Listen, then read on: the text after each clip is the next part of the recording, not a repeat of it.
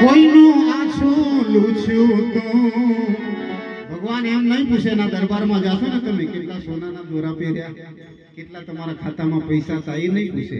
આ દર્દ ભરી દુનિયામાં જઈને કોઈ ગરીબનું આંસુ લૂછ્યું હતું, આ પ્રશ્ન પહેલો થશે એ જગ્યાએ.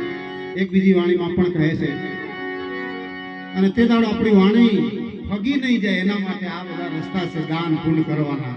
એટલે શું કહે છે, પ્રભુ તને પૂછશે પ્રાણી અને પછી ધ્રુજવા લાગશે તેજી વાણી. જવાબ પણ નહીં આપી શકો. મેં દુનિયામાં જઈને 184 યોની છે. કેટલી?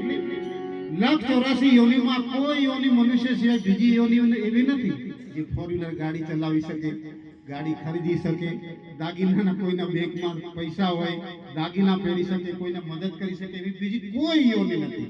એક મનુષ્ય યોની હોય કોઈ મનુષ્ય, એને મકાન જોઈએ, એને દાગીના જોઈએ, એને ફોર વ્હીલર ગાડી જોઈએ, એને સમયસર ભોજન જોઈએ.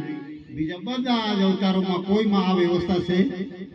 કોઈમાં નથી. બસ આ એકમાં છે. એટલે કહે છે,